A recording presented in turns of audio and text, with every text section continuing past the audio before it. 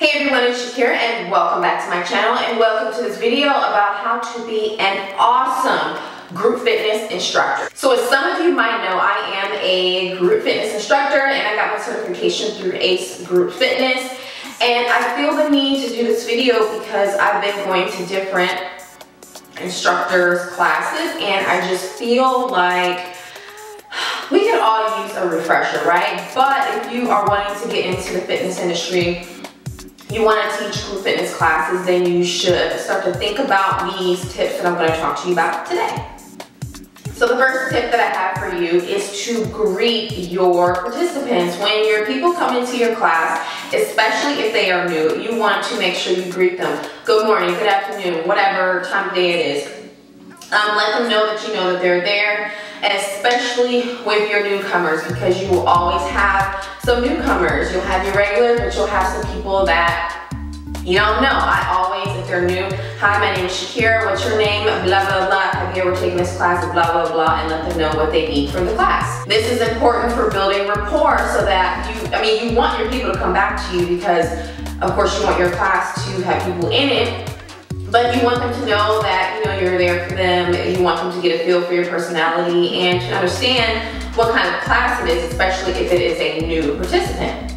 Also, have an adequate warm-up. Do not have your people do a few of these, unless you're doing a senior class or something like that, but an adequate warm-up meaning they should be a little bit out of breath and they should be sweating just a smidge, just so that you can make sure that your entire body is warmed up. Especially if you're doing strength training, cardio, or something like that. You want the body to be ready.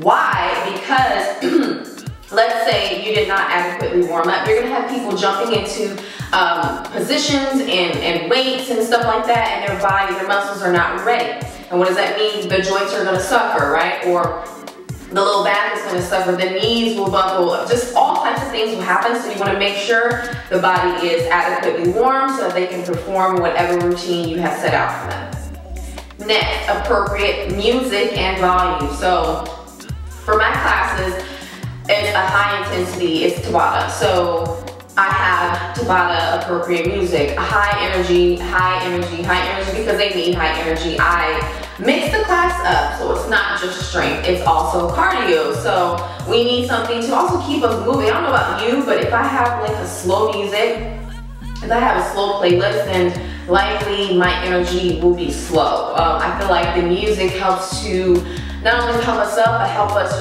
jam something while we are working really hard. That way you kind of forget what you're doing. Maybe it's just me, I don't know, but I just definitely recommend having appropriate music in your class.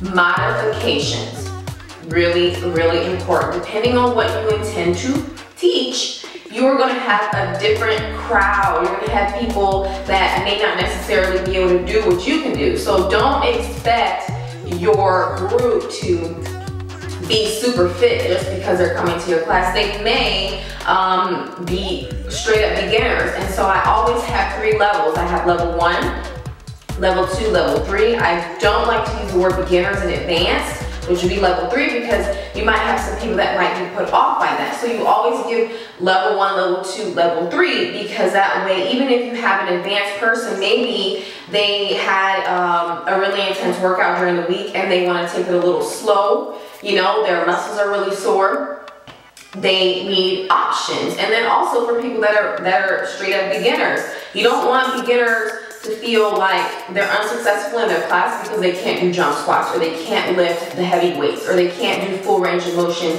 because of issues in the shoulder and the knee, the back, whatever. Everybody's different. So you have to remember that you have to give various modification cues, and then also remind them if something that I said did not does not work for you, then modify it how you see fit. Just make sure you are using proper form and always cueing proper form when you're teaching. Next, you want to motivate your class. You want to make sure they are with you in it. So when I am teaching, I oftentimes do the workouts with them. You're going to have different teachers do different things, but you should always, always, always model the movement that you want them to do.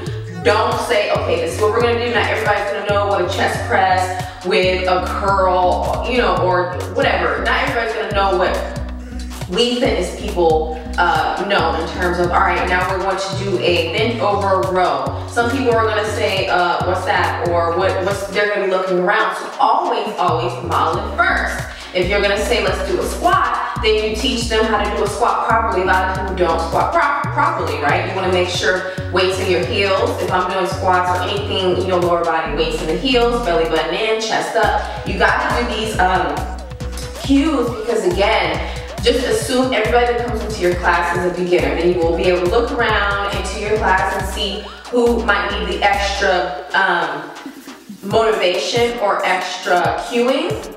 And you want to always cue the entire class first, and then you want to maybe walk up to that person and say, hey, maybe if you put this right here, and you know, put the weight in your heel, chest up, right, you know, quietly so that they don't feel singled out and picked on, but motivating them to keep their form, motivating them to push through, because if you're teaching a really intense class, I mean, by the time the class is almost ended, people are going to be fatigued, so you want to make sure they keep with the same pace so that you know they get the most out of the class. Last and not least, this is actually really important. So a lot of people, at least with the classes that I have been attending, I noticed that we do a really intense workout and then no stretching. It's like, all right, good class. No, don't work your class and then say that's done after the hour's up. Have 50 minutes for work, all right? About 5 minutes for warm-up, adequate warm-up. And then 45 minutes work, right? 45 minutes work. So that's 50 minutes. 45 minutes to 50 minutes work. And then 5-minute cool down. At least 5-minute cool down, and cool down the whole body, stretch the whole body. Stretching is very important. In one of the classes that I recently took, the instructor was talking about the psoas and, you know, these different major muscle groups in our body that we're working. Yes, we're creating tension. Yes, we're creating strength. So yes, we just ripped up these muscles that are going to build, but you need to stretch them because most people are very tight. Once you start teaching, you'll see different range of motion, different people, their mobility is challenged in certain areas, and you'll start to see that people are very tight. A lot of people are hunched over and their knees will be bent. They won't be able to do a straight, like a forward fold or something like that, or stretching, hamstring stretch, because they're tight. So what does that mean? When the muscles are warm, you must stretch them, because that is going to help with muscle recovery, workout recovery, injury prevention. Please, please, please, I cannot stress that enough. So that's going to do it for this video, you guys. I hope that you found this helpful. If you have any other questions about being an amazing group fitness instructor, leave them down in the comments below. As always, I thank you so much for watching, and I'll see you in the next video. Bye.